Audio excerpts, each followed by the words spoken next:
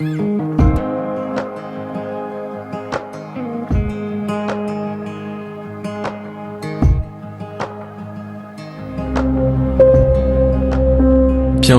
à Coram Deo.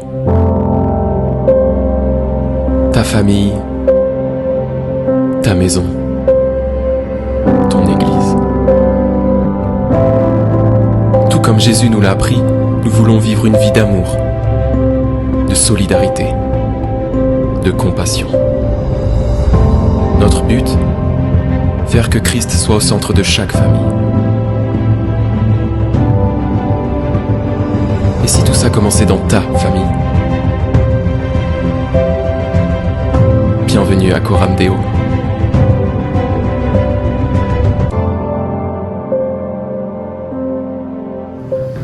Merci Seigneur pour ce temps béni où, qui que tu sois, quel que soit l'état de ton cœur ce matin, tu as eu un avant-goût du ciel. C'est vrai que c'est une petite chose peut-être pour nous, alors que le ciel, ce sera encore plus merveilleux que ça. Parce que nous serons dans la présence de Dieu, il n'y aura plus rien qui pourra, je dirais, créer un obstacle. Comme vous avez entendu parler ce matin, certains murs, certaines pensées, certaines appréhensions, certaines peurs. Si le Seigneur veut faire tomber tout ça, c'est parce qu'il a une parole de vie. Il a une parole pour apporter là où tu penses que certains ont semé des choses négatives dans ta vie, dans tes pensées, et que peut-être tu traînes avec ça, peut-être tu y es pour quelque chose, peut-être que tu n'y es pour rien. Peu importe, le Seigneur ne condamne pas. Ce matin, le Seigneur a commencé à ouvrir des portes pour te libérer, et va continuer à le faire à travers sa parole. Parce que sa parole est la vérité, et sa parole va confirmer ce que tu as entendu ce matin. Alors sois réceptif, et prends tout ça comme des joyaux venant du Seigneur. Amen. Est-ce que je prends un petit peu moins d'écho? Ok, super, merci. C'est pas évident à la technique, en tout cas, merci pour ceux qui sont derrière, ceux qui sont dans l'ombre. Alors ce matin, soyez encore une fois les bienvenus, que vous soyez là pour la première fois, que nous visitez, que vous êtes là depuis la création de cette communauté ici, que vous veniez nous visiter. Le Seigneur ne crée pas de différence. Le Seigneur a dit, tous ceux qui veulent venir dans ma présence, ils sont libres, moi je les accueille. Alors ce matin, sentez-vous accueillis et acceptés de la part du Seigneur et de notre part aussi. Que le Seigneur vous bénisse. Et ce matin, encore une fois, merci de vous joindre à nous pour vivre ce culte que vous avez déjà commencé à vivre. Je vais continuer dans notre parcours à travers le livre des Actes que nous avons commencé depuis quelques mois. Le livre des Actes nous apprend, c'est les premières expériences, le premier développement de l'Église que Jésus-Christ a institué. Et on apprend à travers le livre des Actes comment suivre Jésus, comment grandir dans sa foi malgré les épreuves que l'on peut rencontrer. Parce qu'ils en ont rencontré aussi des épreuves, tout comme nous. Hein. Et là, nous avons parcouru jusqu'au chapitre combien ? 14, et aujourd'hui nous arrivons au chapitre 15. Bravo! Et dans ce chapitre 15, c'est un chapitre assez particulier. C'est un chapitre, en fait, qui contient un message central, un peu du livre des Actes. Et Luc veut démontrer à travers ce chapitre cette vérité centrale de tout son message qu'il va écrire à travers qu'il a commencé à écrire dans l'évangile de Luc et puis à travers le livre des Actes. Donc Acte 15 contient cette vérité spirituelle qui, je le crois, va te servir toute ta vie chrétienne ici-bas. Et cette vérité, c'est ce qui est inscrit ici. Si tu as Jésus dans ton cœur, si tu as accepté Jésus, si tu crois que Jésus a pardonné tes péchés, eh bien, tu n'as pas besoin de rajouter autre chose. Amen. Ces murs dont on a entendu parler ce matin, des pensées que d'autres ont peut-être proférées à ton encontre, toutes ces choses-là peuvent tomber. Parce que la Bible affirme que Jésus, tout a été créé par lui. Vous le croyez ça ?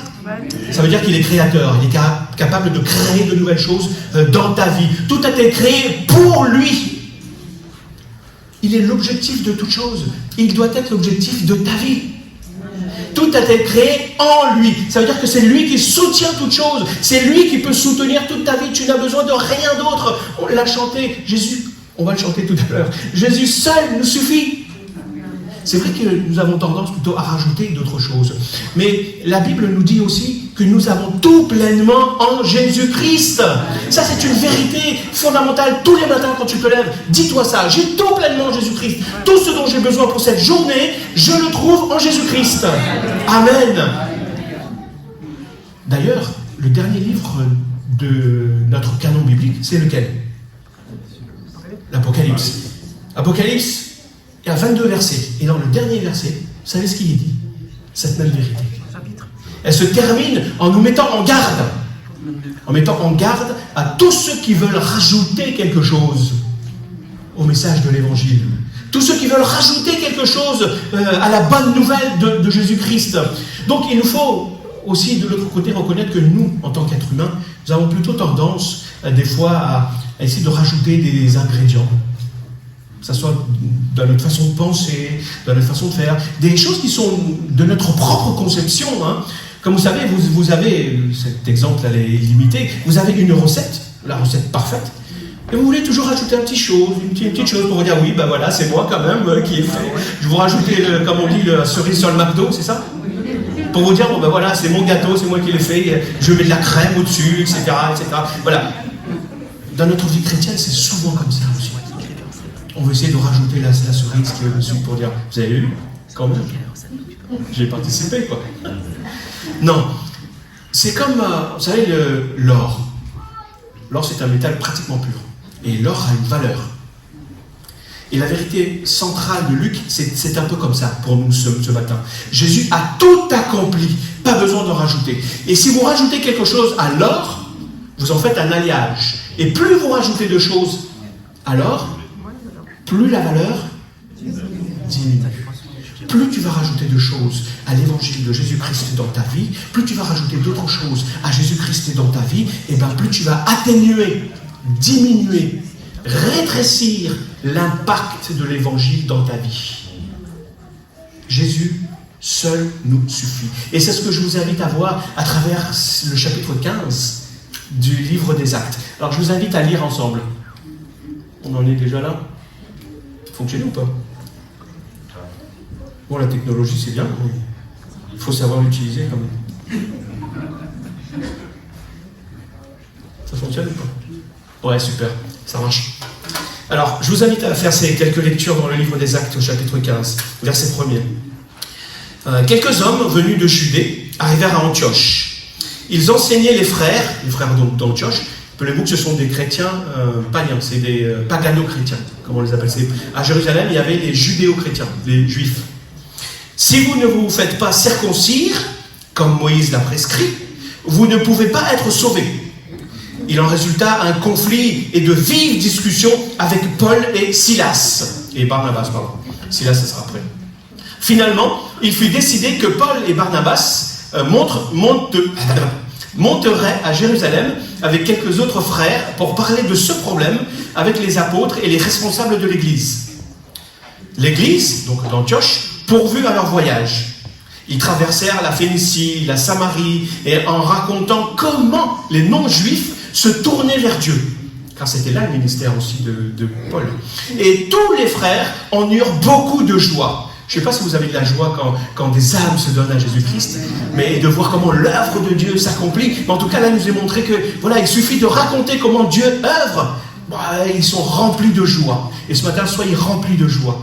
Donc alors, arrivés à Jérusalem, ils furent accueillis par l'Église, les apôtres et les responsables. Donc ils leur rapportèrent, donc Paul et Barnabas rapportèrent donc à ces personnes, à l'Église de Jérusalem, tout ce que Dieu avait fait avec eux.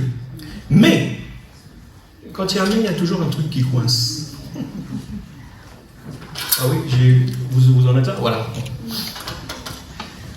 Donc, mais, verset 5, quelques anciens, membres du parti des pharisiens, qui étaient devenus des croyants, donc intervinrent pour soutenir qu'il fallait absolument circoncire les non-juifs et leur ordonner d'observer la loi de Moïse. On rajoute des choses, vous avez vu. Premièrement, qu'est-ce que la Bible nous enseigne? qu'il ne faut rien ajouter à l'œuvre de Jésus-Christ, parce que son œuvre est une œuvre complète. Rien à rajouter.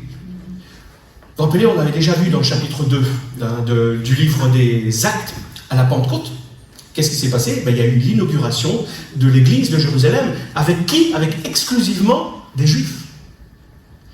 Et quelques années plus tard, dans Acte 10, il nous est rapporté la conversion du premier non-juif vers lequel Pierre a été. Vous savez, il a fallu que l'Esprit agisse dans son cœur pour qu'il aille vers cette personne. Vous savez qui c'est?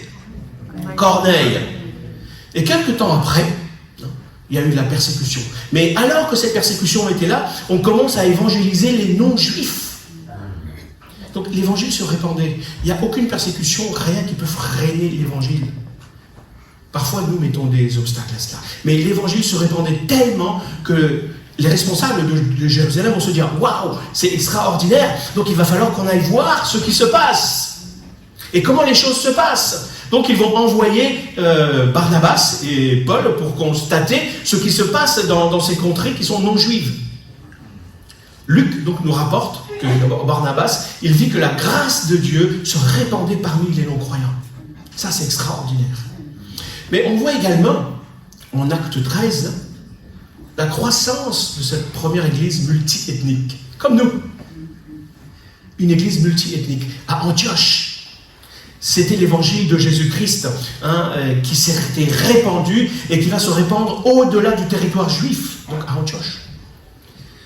Alors que Paul, donc, lorsqu'il va lorsqu'il avait entamé son premier voyage, on l'avait vu il y a 2 semaines, lorsqu'il avait commencé à entamer son premier voyage, il allait dans les synagogues, mais il était mal reçu dans les synagogues.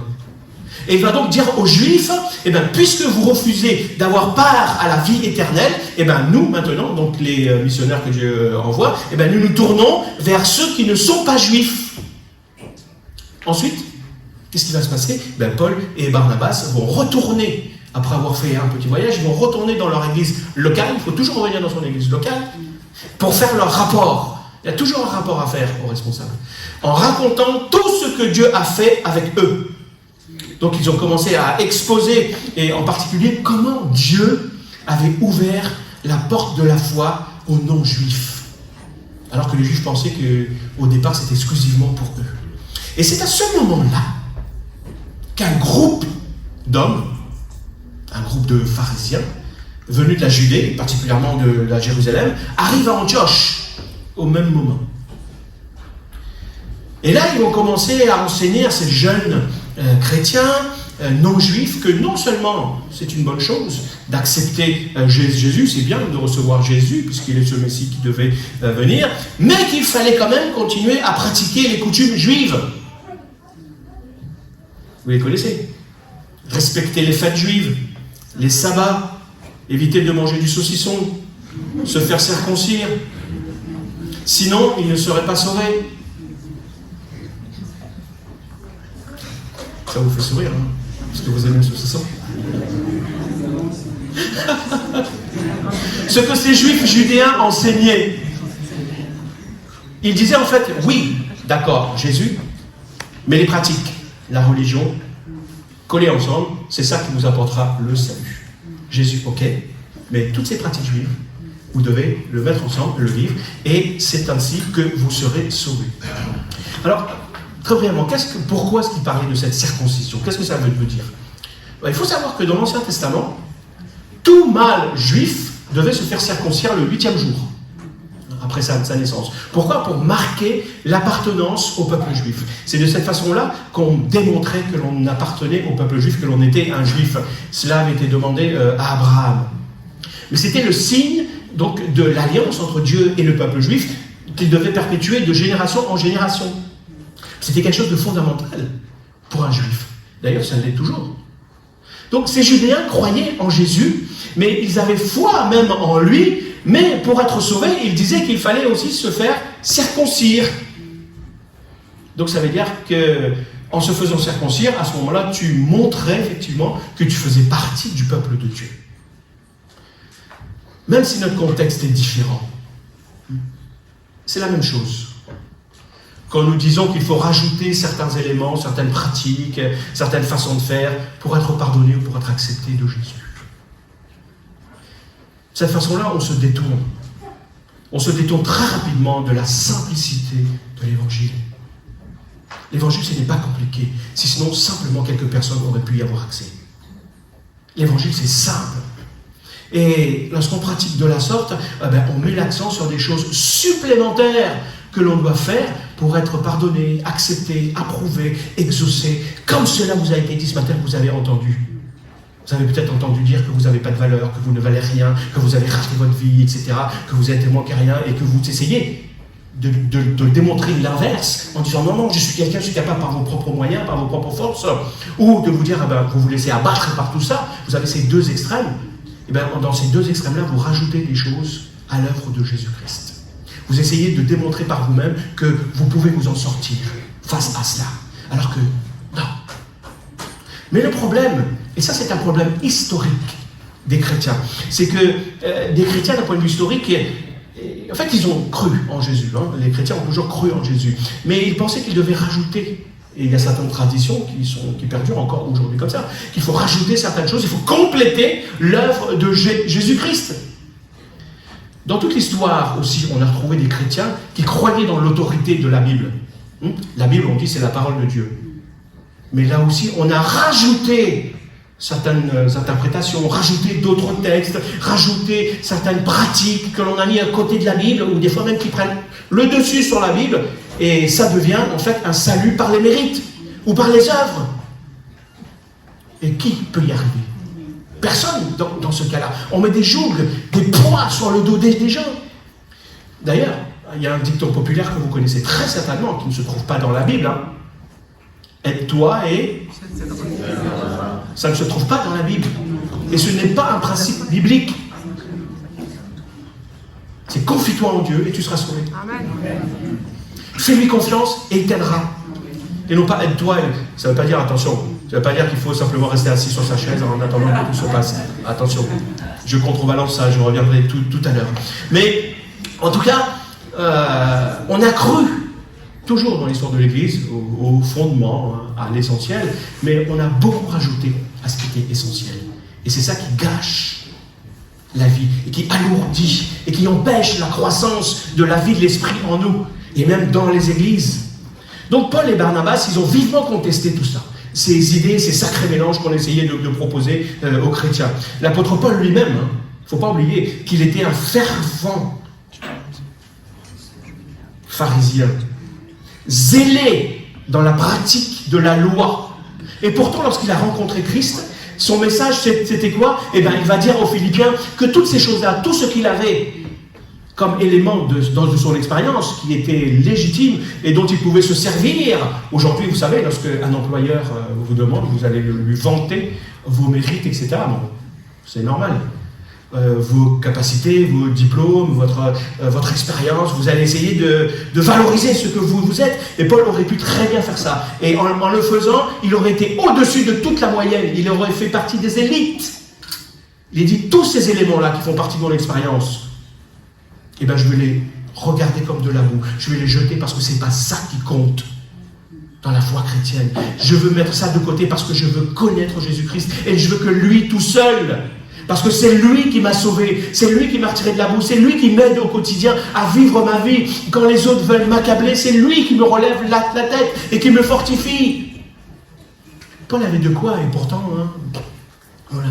Donc toutes les coutumes et les pratiques juives de l'ancienne alliance n'étaient que des ombres, des choses à venir. En fait, ce n'était que des images pour illustrer ce que Jésus allait accomplir.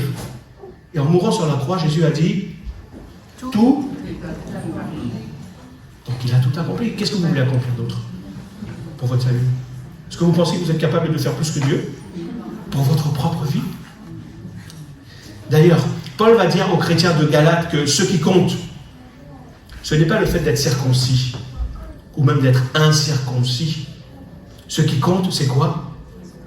C'est que vous êtes une nouvelle créature. Vous êtes une nouvelle créature? Alors quels sont ceux qui peuvent témoigner ce matin? Je suis une nouvelle créature. Moi je lève les deux pieds. Je ne pouvais pas lever les deux pieds parce que sinon je tombe. C'est ça le fondement de l'évangile. Jésus-Christ seul. Vous savez, c'est comme un bateau. Combien de personnes, vous pensez, qui doivent mettre leurs mains sur la barre d'un bateau? Combien? Seul. Le capitaine. S'il y a 2 personnes qui mettent leurs mains sur la barre, c'est très dangereux pour le bateau. Alors qui tient la barre de ta vie? C'est Jésus. Alors laisse-lui faire.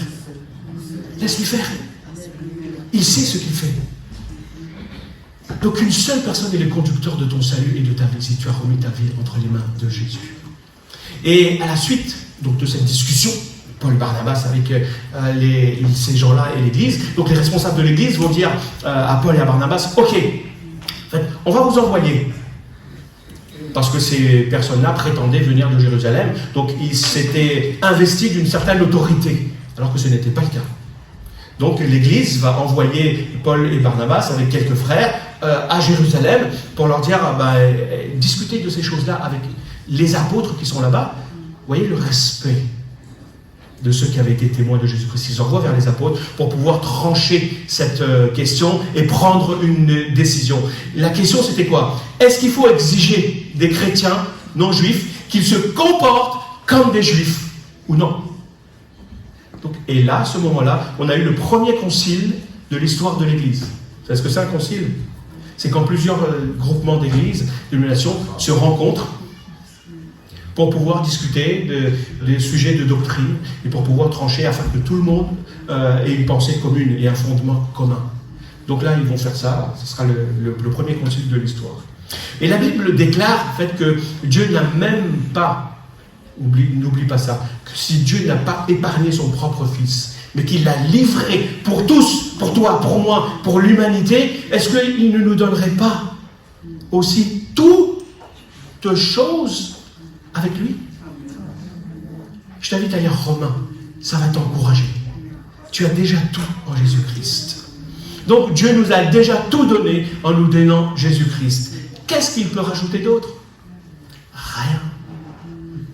Alors si vous êtes convaincus de ça, continuons la lecture. Verset 6. Les apôtres et les responsables de l'Église se réunirent pour examiner la question. Après une longue discussion, Pierre se leva et leur dit, « Mes frères, comme vous le savez, il y a déjà longtemps que Dieu m'a choisi parmi vous pour que j'annonce l'Évangile aux non-juifs, pour qu'ils l'entendent les non-juifs et deviennent croyants. Dieu qui lit dans les secrets de ton cœur. » Je reviens sur cette pensée, c'est étonnant. Peut-être ce matin tu as eu peur de te lever, de t'avancer. Dieu connaît les secrets de ton cœur. Et ne te condamne pas. Tu as hésité. Mais Dieu te dit, j'ai vu ton hésitation. Il te suffit simplement de me répondre oui. Parce qu'il lit dans le fond de ton cœur. Donc Dieu, qui lit dans les secrets des cœurs, a témoigné qu'il les acceptait. C'est-à-dire que Dieu acceptait les non-juifs en leur donnant lui-même le Saint-Esprit comme il l'avait fait pour nous. Pierre dit ça pour les juifs. Entre eux et nous, il n'a fait aucune différence puisque c'est par la foi qu'il a purifié les cœurs. Pourquoi donc maintenant vouloir provoquer Dieu en imposant à ses disciples un joug et qui ni nos ancêtres ni nous n'avons jamais eu la force de porter? Non. Voici au contraire, je pense qu'il faut que je tourne, c'est ça? Non, presque, donc vous allez sur. Non, voici au contraire ce que nous croyons. C'est par la grâce du Seigneur Jésus que nous sommes sauvés, nous, juifs, de la même manière qu'eux. Quand j'ai lu ça, je me serais attendu que Pierre dise, voilà, que eux soient sauvés comme nous. Mais il dit l'inverse, c'est impressionnant. Hein. Il dit, Dieu les a sauvés, nous aussi. Donc, je ne sais pas si ça vous parle.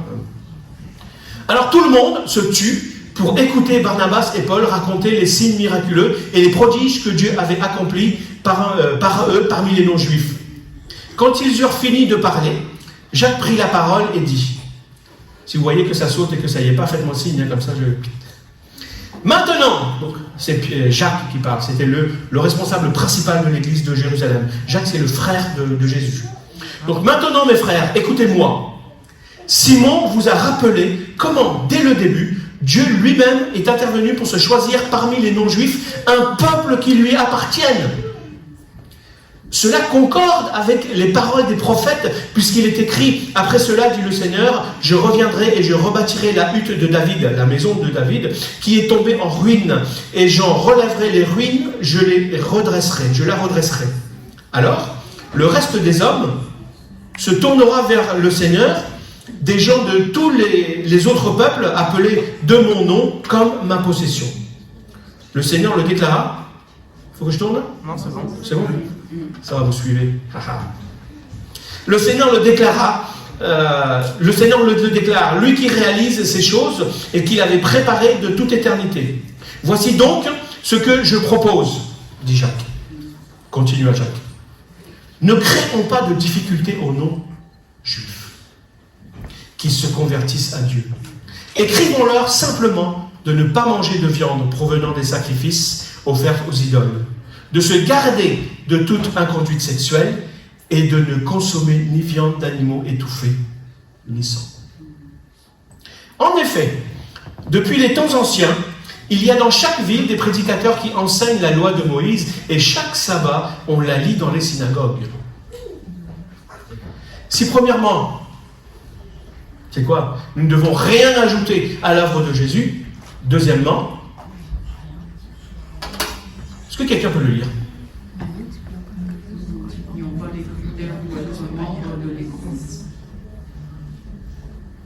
Ne rajoutons pas des critères supplémentaires pour être membre de l'Église, pour reconnaître quelqu'un en tant que membre de l'Église, pour accepter quelqu'un comme membre de l'Église. C'est important, ça. Ne multiplions pas cela. Et je vais l'expliquer. Parce que la véritable question dans ce passage, ce n'est pas le fait, ce n'est pas si en fait les non-juifs sont sauvés ou pas. Là. Parce qu'on les accepte. Hein. On accepte le fait qu'ils soient sauvés.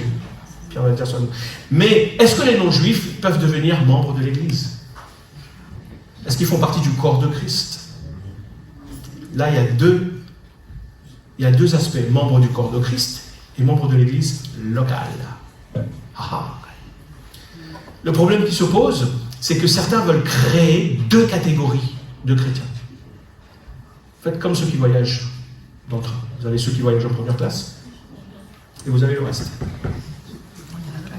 Les chrétiens de première classe, c'est-à-dire les juifs, ils sont quand même au premier plan. Ils ont une relation particulière avec Dieu. Et les chrétiens de deuxième classe, c'est-à-dire tous les autres qui arrivent après, les non-juifs, dont nous faisons partie. Est-ce que vous croyez que vous êtes des chrétiens de deuxième classe? Il y en a qui le croient quand même.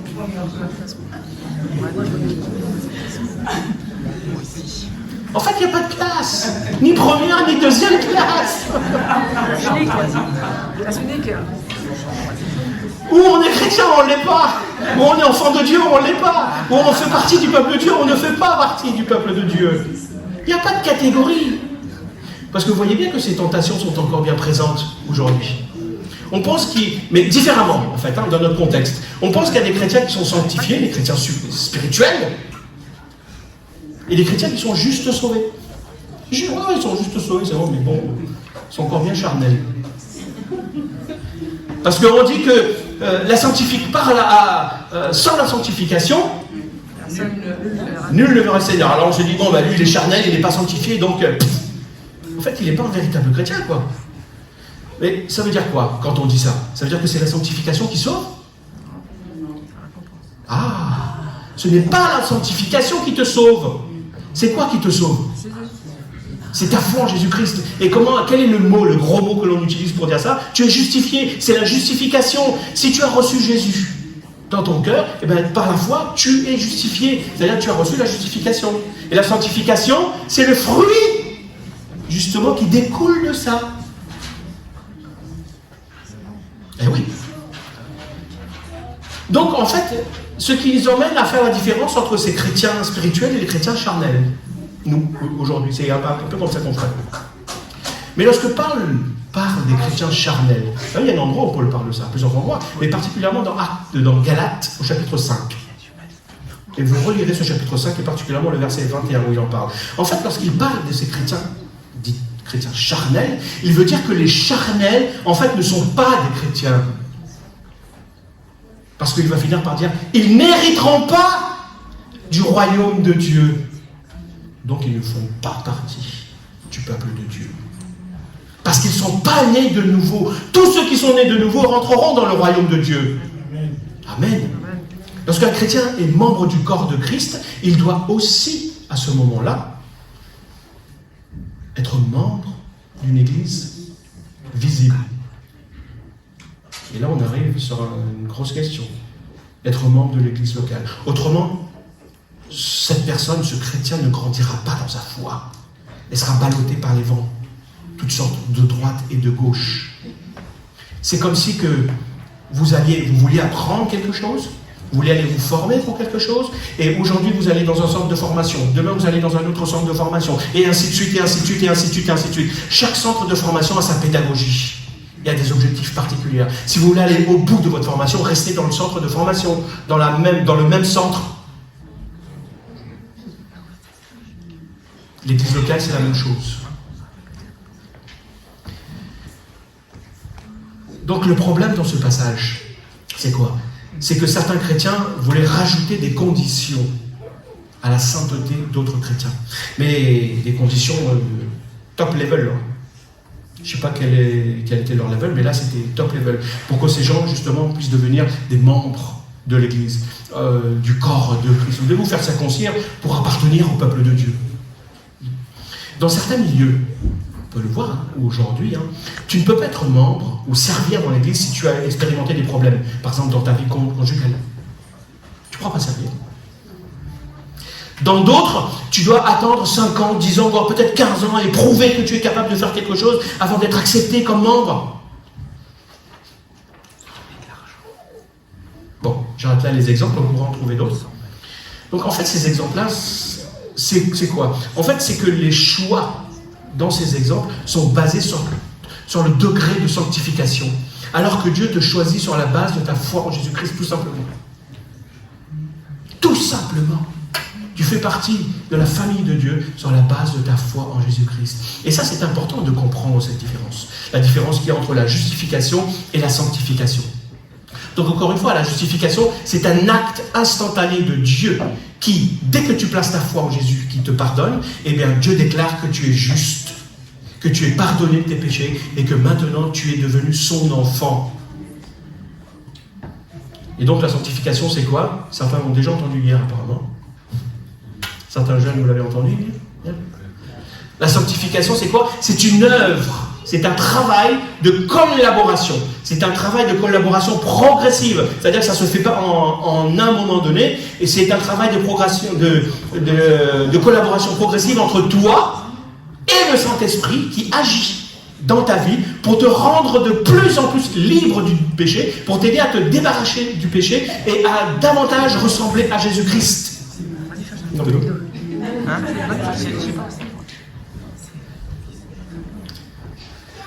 Donc, mais on voit aussi le problème dans l'autre sens.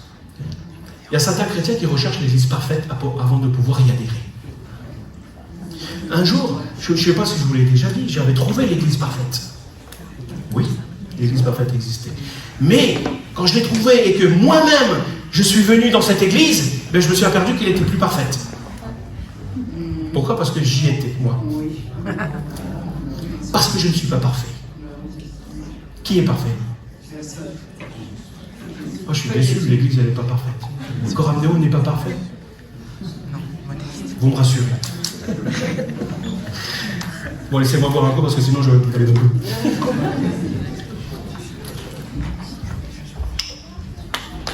Non, l'Église elle n'est pas parfaite. Ouais. Mais Dieu œuvre et continue d'agir. Donc si tu cherches une Église, c'est vrai que tu ne trouveras pas d'église parfaite. Il faut pas que tu cherches une église parfaite avant de pouvoir y adhérer. On doit, évidemment, réfléchir, prier devant Dieu et se poser certaines questions avant de se joindre à une église. Tu ne vas pas simplement joindre à une église parce qu'il y a un écriteau qui a marqué église de Jésus-Christ, ou église évangélique. Non. Mais tu ne dois pas limiter ton choix d'une église simplement à ce que tu vas pouvoir y consommer non plus. Parce que l'église, ce n'est pas simplement un lieu de consommation. Ce n'est pas un supermarché où tu viens pour vivre des bons moments de culte, des bonnes prédications, des services dont tu vas être au bénéfice. Ce n'est pas seulement ça, l'église. Oui, il y a ça. Mais c'est une relation dans l'Église. Il y a des dimensions à prendre en compte. Je dis simplement quelques éléments. Je ne vous dis pas qu'il faut réfléchir pour partir, c'est pas ce que je suis en train de dire. Mais je vous donne des éléments pour vous montrer qu'il y a quand même des éléments à prendre en compte lorsqu'on choisit une église. Par exemple, la qualité de l'enseignement. L'église doit être fidèle à la parole de Dieu. Et oui. L'église doit avoir cette dimension d'accueil, d'accueillir des personnes, à ne pas faire de distinction, comme Jacques va le dire. C'est pas parce qu'il y a quelqu'un qui va arriver avec des super habits et d'autres avec des habits moins somptueux que tu vas faire la différence entre les deux. Non, tout le monde doit être accueilli de la même façon. Et l'accueil compte, c'est la communion fraternelle. Quelle est la communion fraternelle que tu peux vivre? La louange aussi. La louange doit quand même correspondre à ta façon d'exprimer ta foi. Si tu vas dans une église où ils chantent de façon très posée, très calme, je ne veux pas dire qu'il y a de meilleures ou de moins bonnes façons d'exprimer sa foi. Ce que je suis en train de dire, il faut que ça corresponde aussi à ce que toi, tu veux, la façon dont tu exprimes ta foi. S'il te plaît d'être dans une église qui chante des cantiques douces, avec des paroles, que tu aies le temps de prendre le temps de réfléchir à ces paroles, sens-toi libre. Il n'y a pas de mal à ça. Mais si tu préfères une église où la louange est un peu plus, pardonnez-moi, un peu plus dynamique, il n'y a aucun mal à ça. Non plus. Tu dois regarder aussi les priorités de l'église. C'est quoi ces priorités? C'est une église qui veut s'enfermer sur elle-même ou c'est une église qui est aussi ouverte vers l'extérieur? Ce qu'on appelle une église missionnelle. Quelles sont les possibilités d'être impliqué dans l'église, de servir? Parce que, comme je le disais, l'église n'est pas seulement un lieu de consommation, mais un lieu où tu vas pouvoir apporter ce que Dieu t'a donné et partager avec les autres. Les possibilités de s'engager. Ça ne veut pas dire que le premier qui va franchir la porte, on va l'impliquer dans quelque chose. Non. Attention, mais il doit y avoir cette possibilité-là. Il faut aussi que tu puisses avoir un sentiment d'épanouissement dans ta foi. Il faut que tu sentes que tu grandisses dans ta foi. Si au bout de 10 ans dans la même église, tu es toujours au même stade, c'est qu'il y a un souci. Et tu dois aussi, souvent on ne le pense pas, et je le dis aussi ce matin, la proximité géographique, c'est très important. Si tu habites à 60 km d'une église que tu veux fréquenter, tu ne seras pas forcément souvent. Tu finiras par être quelque part quelqu'un qui vient que de temps en temps, parce que on est tous humains. Se lever le dimanche matin à 6 heures pour faire des kilomètres pour aller à l'église, c'est pas si évident que ça. On va peut-être tenir ça quelques temps, mais puis après, il faut être réaliste. Tout le monde cherche un travail qui est le plus près de chez lui. Non, ça arrange tout le monde. Ça, on peut le comprendre. Mais là aussi, cette dimension géographique est importante. Parce que si tu t'éloignes de l'église, tu auras du mal à t'investir sur du long terme dans l'église. Et il y a des expériences, il y a des histoires qui nous montrent ça. Donc, quand on accepte un chrétien comme membre de l'église, en fait, qu'est-ce qu'on fait? On reconnaît tout simplement cette personne comme faisant partie du royaume de Dieu, en tant que membre. Parce que le Seigneur a donné à l'église une autorité quand même. On ne le dit pas, c'est pas une autorité suprême, c'est le Seigneur qui est l'autorité suprême. Mais il lui a donné une autorité un peu comme une ambassade. Vous savez, les ambassades sont dans des pays étrangers. Nous ne vivons pas dans notre monde. Nous vivons dans ce monde, mais nous ne sommes pas de ce monde. Notre royaume, c'est le royaume de Dieu. Donc le Seigneur a donné à l'Église cette autorité un peu comme une ambassade. L'ambassade, ce n'est pas l'ambassade qui va te donner ta citoyenneté. C'est le pays où tu es né. L'ambassade est là simplement pour reconnaître si tu es en conformité concernant ta citoyenneté. Et t'aider dans les problèmes que tu vas rencontrer parce que tu es citoyen de tel ou tel pays. En fait, l'Église reconnaît tout simplement ton appartenance au peuple de Dieu. Si tu es membre de l'Église, en fait, donc tu acceptes de faire partie du royaume de Dieu, tu acceptes que l'on reconnaisse ça et tu décides aussi de t'engager comme disciple de Jésus-Christ. Cependant, l'Église doit aussi se soumettre à certaines règles que les autorités civiles ont mises en place. Paul, il le dit dans Romains 1, soyez soumis aux autorités. Et il nous faut aussi rester prudents afin de ne pas entacher l'image de Jésus-Christ. On doit veiller à ça. L'Église doit prendre ce rôle au sérieux. Parce que certaines personnes peuvent se déclarer, peuvent se dire chrétiennes, mais qui ne le sont pas. On doit donc conduire ces personnes, évidemment, à Jésus-Christ, avec amour, avec patience parfois. Mais on ne doit pas leur donner l'impression non plus que dès qu'ils franchissent les portes de ce lieu, qu'ils sont des chrétiens. C'est une fausse espérance que de laisser quelqu'un qui n'est pas chrétien croire qu'il est chrétien et qu'il peut s'épanouir en tant que chrétien au milieu de nous. Je ne tiendrai pas non plus ce discours. On accueille tout le monde, on accepte tout le monde, on chemine avec tout le monde. Mais ceux qui ont expérimenté Jésus dans leur vie, l'Église peut leur reconnaître en tant que citoyens du royaume de Dieu. Mais ceux qui n'ont pas fait cette démarche, on chemine avec eux pour qu'ils le deviennent. Mais on ne doit pas leur laisser croire que c'est gagné d'avance simplement parce qu'ils fréquentent une Église. La Bible nous donne en fait des signes pour savoir si quelqu'un est véritablement chrétien. Dans ce sens-là. On ne peut pas lire dans les cœurs. Je ne peux pas lire dans les cœurs. Mais Dieu nous aide, nous a donné des éléments et nous donne aussi du discernement. Et je peux peut-être te donner ces éléments, d'abord pour toi-même. Peut-être tu te poses des questions. Est-ce que je suis sauvé? Est-ce que je ne suis pas sauvé? Est-ce que Dieu m'accepte? Est-ce que Dieu ne m'accepte pas?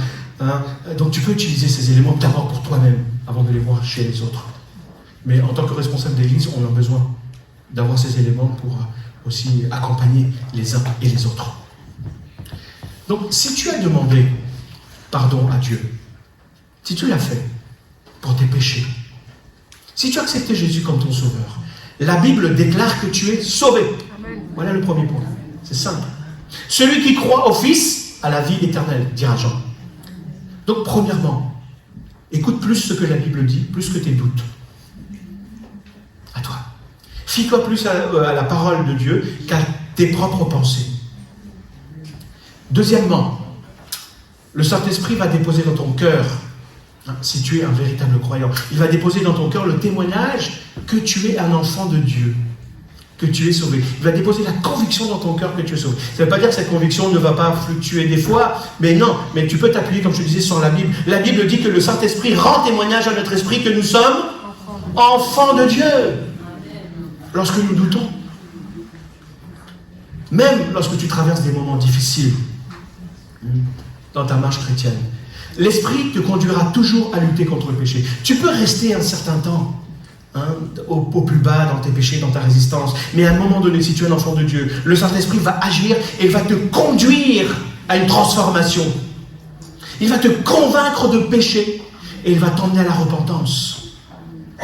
Parce que quelqu'un qui a arrêté de se battre contre le péché, c'est généralement, en tout cas de ma propre expérience, et même la Bible le confirme, qu'il y a de fortes chances que ce soit un signe que cette personne n'est peut-être pas née de nouveau. Troisièmement, si tu es sauvé, tu porteras les fruits de ta sanctification. Si tu plantes un pépin de pomme, qu'est-ce que tu t'attends à voir? Des cerises? Vous répondez pas parce que vous doutez? Ouais. Ou parce que vous n'avez jamais planté de pépin de pomme? Vous attendez à voir quoi? Voilà. Si vous êtes justifié en Jésus-Christ et que le Saint-Esprit a commencé une œuvre en vous, eh bien on en verra les fruits. À plus ou moins long terme, en fonction de chacun. C'est ça la sanctification. On en verra les fruits. Je suis certainement, et ça vous avez très certainement dû vous en douter, et moi je suis convaincu que je suis certainement loin de ce que je dois être. Mais il y a une chose dont je suis convaincu, c'est que je suis aussi loin de ce que j'étais avant que Dieu n'intervienne dans ma vie. C'est-à-dire que j'ai parcouru un chemin avec le Saint-Esprit. Et je m'efforce à collaborer avec le Saint-Esprit chaque jour. Des fois, c'est plus facile qu'à d'autres moments. Mais je fais mes efforts aussi, qui est de ma part, pour collaborer avec le Saint-Esprit, afin qu'il porte du fruit, afin qu'il produise des fruits dans ma vie, pour honorer Dieu, mon Père céleste. Et c'est ça le travail de la sanctification. Et cela démontre qu'il y a eu une œuvre de justification dans ma vie. Je ne suis pas parfait, mais je m'attache à cette collaboration avec le Saint-Esprit chaque jour. Et je sais que vous priez aussi pour moi pour ça, et je prie aussi pour vous pour cela. Donc ce sont ces premiers signes que l'on recherche Premièrement, chez un chrétien, on ne va pas rajouter d'autres choses, comme ces gens d'Antioche là, vous le voulez faire. Donc c'est ce qu'on recherche premièrement chez quelqu'un avant de le reconnaître comme membre de l'Église. En fait, ce sont des bourgeons. On n'attend pas de voir un arbre rempli de fruits. Mais vous savez que la parole de Dieu nous dit que dès que vous voyez les bourgeons, vous savez qu'il va y avoir les fruits derrière. On a juste besoin de voir ces petits bourgeons. Je n'ai pas besoin de voir plein de fruits sur un pommier pour savoir que c'est un pommier. J'ai juste besoin de voir une petite pomme qui a poussé, etc. Ah ouais, c'est génial. Donc je m'attends à voir ça. Et là, je suis ravi parce que j'ai un olivier devant chez moi. Et là, je vois plein de petites choses. Je dis, waouh, super, je vais avoir plein d'olives. Que je vais faire macérer et puis que je vais manger. Donc après ces premiers fruits, je me demande si la personne veut conformer sa vie à la parole de Dieu. Dans le cas où la personne commence à discuter, à tergiverser sur les fondements bibliques, là aussi, il est fort probable que la personne ne soit pas née de nouveau. Pourquoi je vous dis ça? Parce que si dès le départ, on commence à contester la parole de Dieu, ça risque d'être très compliqué par la suite. Très compliqué. Jésus va dire que celui qui est né de Dieu, il écoute la parole de Dieu.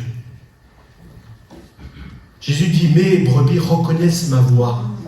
Lorsqu'on conteste, c'est qu'un souci. Lorsque la personne qui fait tout son possible, vous savez, j'ai dit, on rencontre tous des problèmes, mais lorsque la personne fait tout son possible pour plaire à Dieu et manifester l'œuvre du Saint-Esprit dans sa vie, ça montre qu'il y a quelque chose qui s'est produit. Que le Saint-Esprit est en train d'agir. La vie chrétienne, elle n'est pas premièrement remplie de victoires. Nous, on voudrait voir que des victoires dans notre vie. Même si nous sommes plus que vainqueurs, mais notre vie, la vie chrétienne, elle est d'abord davantage remplie. Il y a plus de combats contre ce qui déplaît à Dieu dans ma vie que de victoires. C'est l'acte dont Paul parle de se dévêtir et de se revêtir. Parce qu'en pratique, la victoire vient pas avant le combat. La victoire vient après le combat. Ah oui, si vous allez faire un match de foot, allez dire à l'arbitre, non, c'est bon, nous on a gagné avant de vouloir jouer. L'arbitre va vous dire, ok, d'accord, allez sur le terrain jouer, puis après on verra, à la fin du match. Mais nous on sait que Jésus a déjà remporté la victoire. Il faut placer notre foi dedans et y aller. Ça ne nous enlève pas le combat. Donc, une question se pose maintenant. Donc ça c'était le processus de la sanctification. Mais il y a quand même une question que l'on peut se poser, et que moi je me pose. En tout cas, qu'est-ce qu'on fait d'un membre qui est un membre chrétien qui a un mauvais témoignage? Qu'est-ce qu'on fait? Comment réagir lorsqu'il y a des membres de Coram Deo, parce qu'on est un Coram Deo, qui entachent le témoignage de l'Évangile? Vous avez jamais posé cette question? Moi, en tant que pasteur, je me pose cette question. Parce que je peux être emmené à rencontrer cette situation. La première chose que l'on doit se demander, c'est est-ce que j'ai affaire à un mauvais chrétien ou un non-croyant qui est christianisé?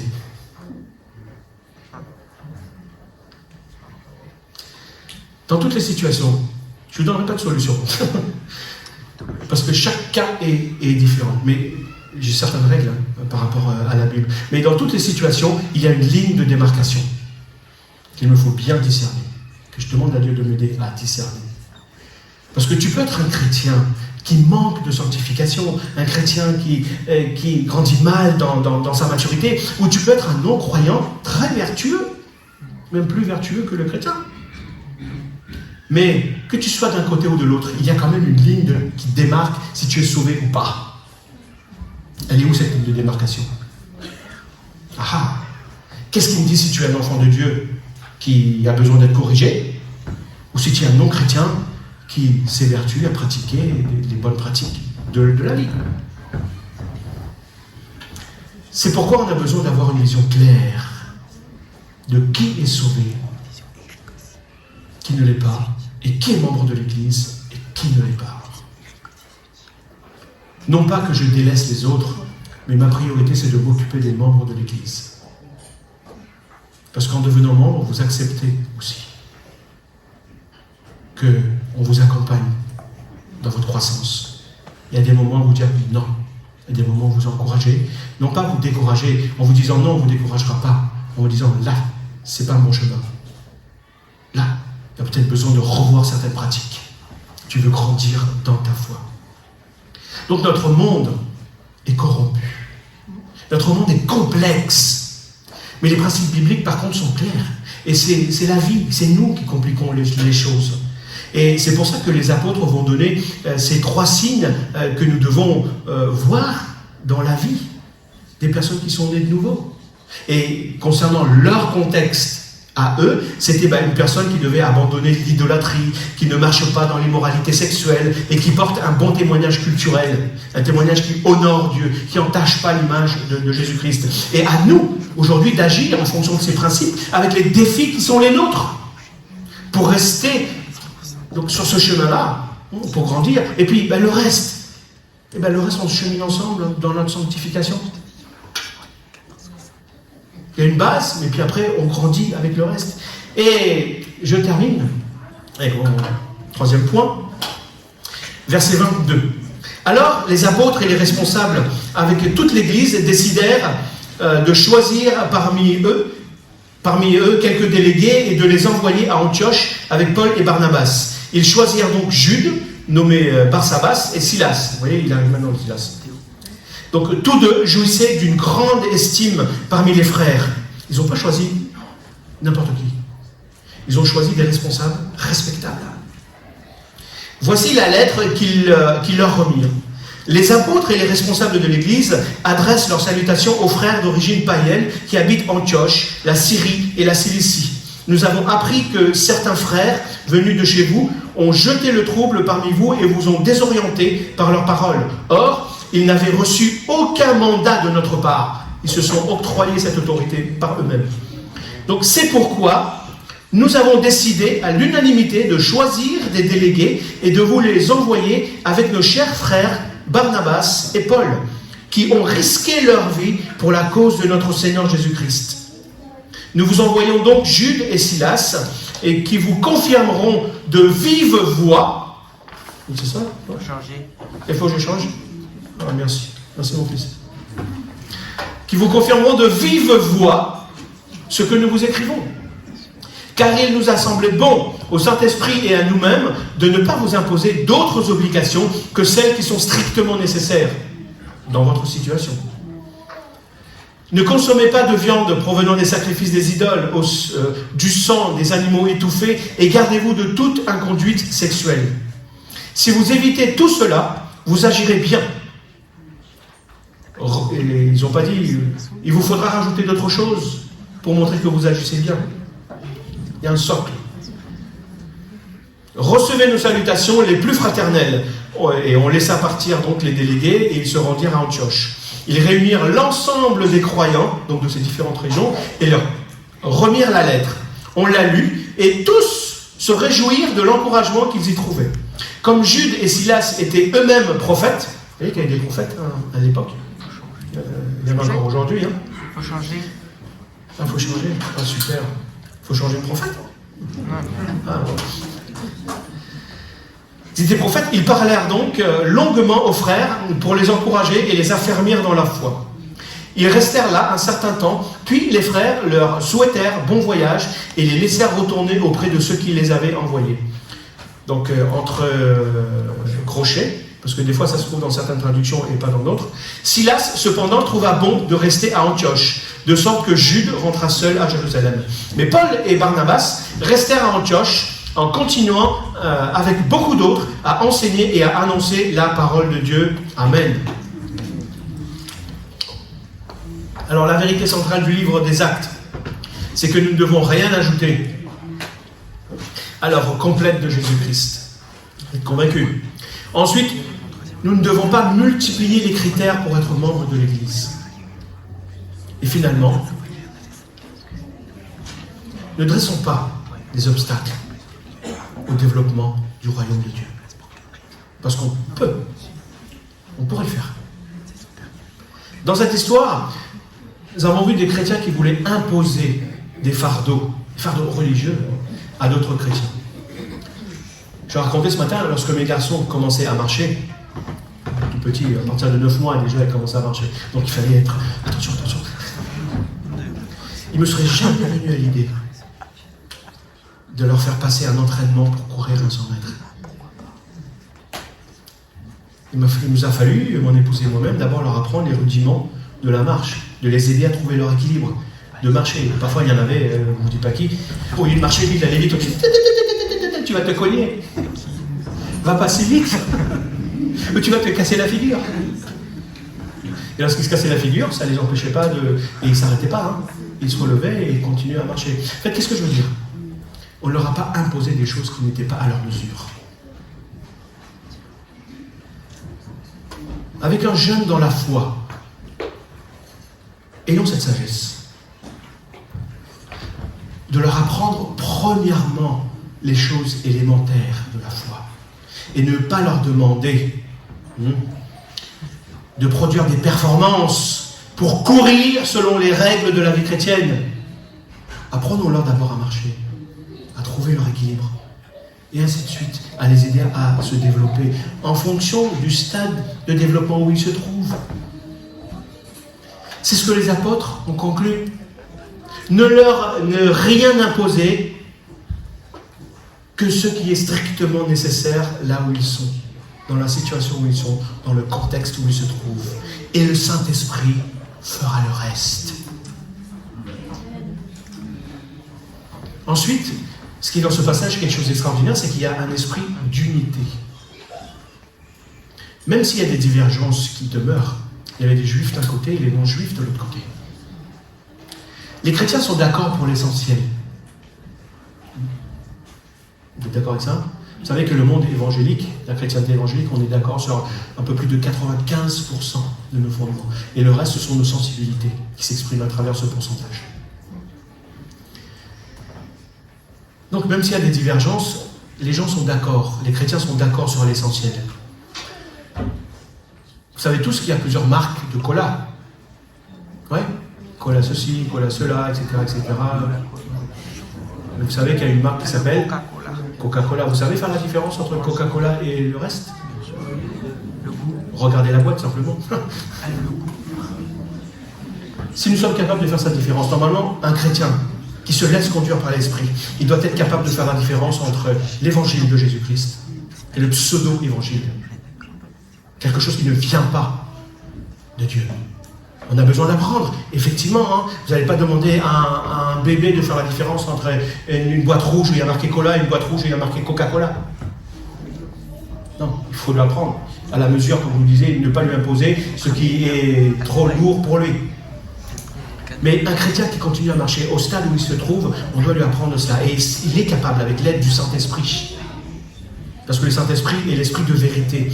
Donc, à faire la différence entre les pseudo-évangiles, cet évangile qui est édulcoré, qui sent bon, qui est attrayant, qui a bon marché, qui est religieux, qui est moraliste, qui est tout ce que vous voulez, mais qui n'est pas la véritable évangile, le véritable évangile. Je crois que le Saint-Esprit peut nous unir sur ce qui est essentiel. Et le Saint-Esprit nous unit sur ce qui est essentiel. Comme chaque famille, nous avons des choses en commun, tous, au sein de nos familles, mais chaque famille est différente. Chaque famille, nous essayons d'apprendre à nos enfants le respect, n'est-ce pas? Tout le monde n'est pas d'accord? Ah, mais nous avons chacun des façons de faire différentes, en fonction de nos enfants, de notre tradition, etc., de notre expérience. Mais comment faire la différence entre le message qui vient de l'Évangile et un message qui ne l'est pas? Et un message religieux. Si vous avez lu ce qui était marqué là. À la fin de ce message, quand ils ont lu le message qu'on leur a envoyé, qu'est-ce qui s'est passé? Hein? J'ai cru l'avoir entendu. Non? Ils se sont... Oui, dites-le! Réjouis. Réjouissez-vous, mon sang. J'ai presque fini. Donc réjouissez-vous. Donc, à la fin de ce message, en fait, à la fin du message que tu entends, si tu es découragé, si tu es attristé, si tu sens un poids sur tes épaules, ce n'est pas l'évangile. C'est de la religion qui condamne, alors que l'évangile libère. Lorsque les chrétiens d'Antioche, ces chrétiens de Syrie, de la Syrie, ils ont reçu les nouvelles de ces apôtres et des responsables de Jérusalem, ils se sont réjouis, ils ont été encouragés. quand le Saint-Esprit parle et que tu reçois sa parole, tu es fortifié et encouragé. Et je vais demander au groupe de louanges de venir, de monter. On va prendre un chant qui nous montre ça, qui nous dit Jésus seul nous suffit. Donc Jude et Silas et les personnes qui ont été désignées pour préparer la scène peuvent commencer à se préparer. Donc Jude et Silas, qui étaient prophètes, ils faisaient partie de cette délégation de Jérusalem, et bien ils ont continué à affermir leurs frères d'origine païenne. Ils ne les ont pas condamnés parce qu'ils étaient différents, parce qu'ils étaient circoncis, parce qu'ils étaient peut-être jeunes dans la foi, parce qu'il y avait des choses qu'ils n'avaient pas compris, que eux, les Juifs, avaient la loi et qu'ils comprenaient mieux. Non, ils ne les ont pas condamnés, mais ils les ont encouragés à persévérer là où ils étaient et à continuer sur le bon chemin. Mais ce n'est pas parce qu'ils ont mis la grâce en avant qu'ils ont demandé à ses frères de faire n'importe quoi et n'importe comment. C'est pas parce que Dieu est un Dieu de grâce et t'a pardonné et que tu trouves tout en Jésus-Christ que tu peux vivre ce que tu as envie de vivre. Non, on a besoin d'être affermi, d'être corrigé, d'être encouragé. Pourquoi? Parce que le péché affaiblit. Le péché te tirera toujours vers le bas. Ce qui te tire vers le bas, c'est que c'est mal. C'est le péché, ça ne vient pas de Dieu. Dieu, il fera toujours quelque chose pour t'élever, pour que tu relèves la tête, pour que tu sois encouragé et affermi dans ta marche. Et ça, c'est l'œuvre du Saint-Esprit dans ta vie.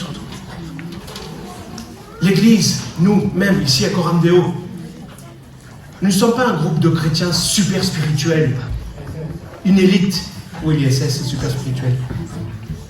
Nous sommes un groupe de chrétiens ordinaires, imparfaits, mais qui cherchons de tout notre cœur à ressembler à Jésus-Christ, chaque jour avec les difficultés que nous rencontrons, et à avancer afin de rendre gloire à notre Père céleste.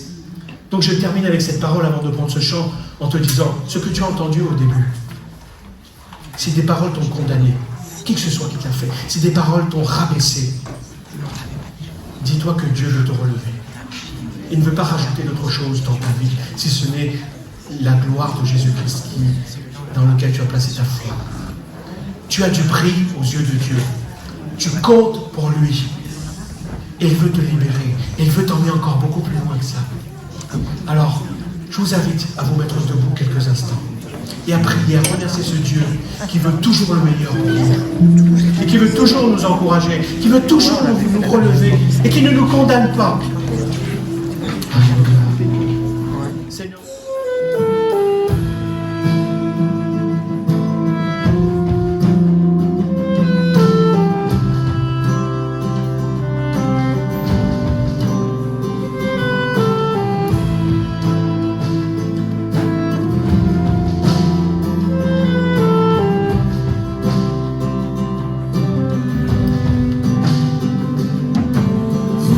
Jésus.